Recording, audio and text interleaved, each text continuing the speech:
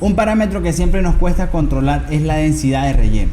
El relleno siempre nos puede dar dolores de cabeza porque no sabemos si podemos colocar mucho relleno o poco relleno, o en qué piezas es necesario colocar una buena densidad o poca densidad de relleno, y qué patrones van arraigados para cada figura. Vamos a colocar correctamente nuestro relleno de ahora en adelante conociendo parámetros totalmente funcionales y con 100% de efectividad. Muchas veces nos preguntamos cómo podemos optimizar más nuestras impresiones que no sea la calidad o la velocidad.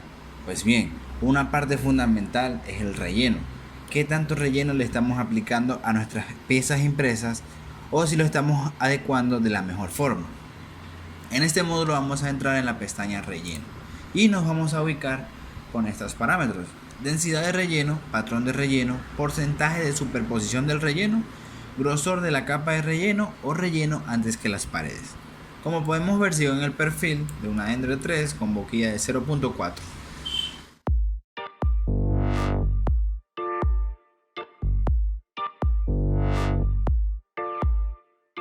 Acá tenemos 6 cubos, he colocado 6 cubos acá con rellenos diferentes. Vamos a segmentar y vemos que tenemos diferentes tipos de relleno.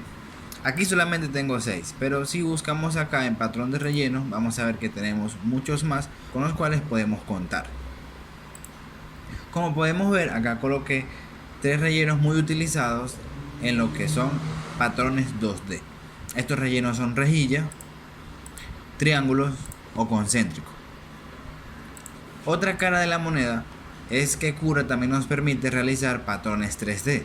Como ven acá, tengo un cúbico bitruncado, tengo un octeto y tengo un giroid. Diferentes patrones de relleno para diferentes tipos de piezas. Hablemos primero, antes de hablar de la densidad de relleno, sobre los patrones de relleno. Este programa Cura nos ofrece estas dos versiones, tanto 2D como 3D en sus patrones de relleno.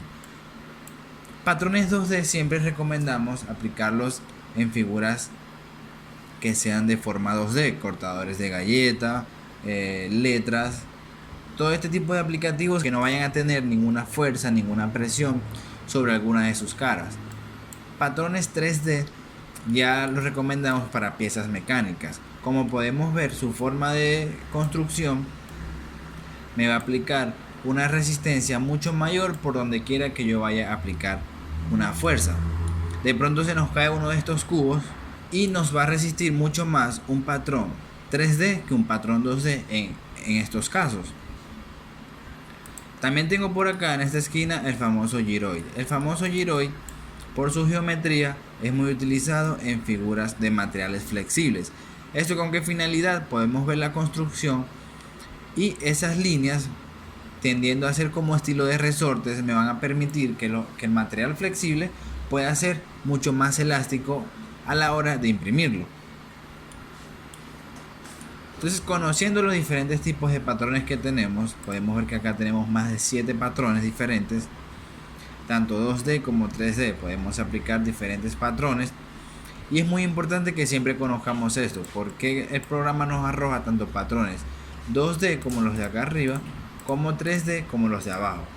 Conociendo esto y teniendo presente ya esta referencia, ya nuestras piezas podemos diseñarlas mucho mejor y podemos imprimirlas de forma más óptima.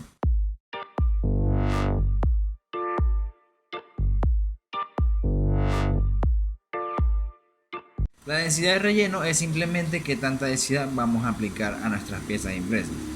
Figuras coleccionables, por lo menos como el Blader del módulo pasado, ese lo manejamos en un porcentaje entre un 7 o un 8%.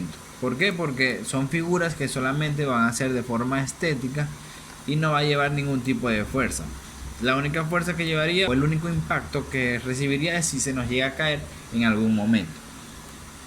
Pero de resto no se aplicaría un porcentaje mayor porque necesitamos, como vemos acá, optimizar nuestro gramaje en el material. Entonces, ¿cómo poder optimizar esto? Pues con las figuras geométricas tratar de trabajar entre un 3 a un 12%, que de pronto diremos es muy poco porcentaje, pero hagamos una prueba. Tenemos el Blader acá y apliquemos un porcentaje de un 4%. Cuando nosotros segmentemos y veamos vista previa de las capas, vamos a ver qué tanto material o nos puede faltar o nos puede sobrar. Con esto podemos optimizar primero el tiempo, que es un factor muy clave en nuestras impresiones, y segundo, el material en el que estamos consumiendo.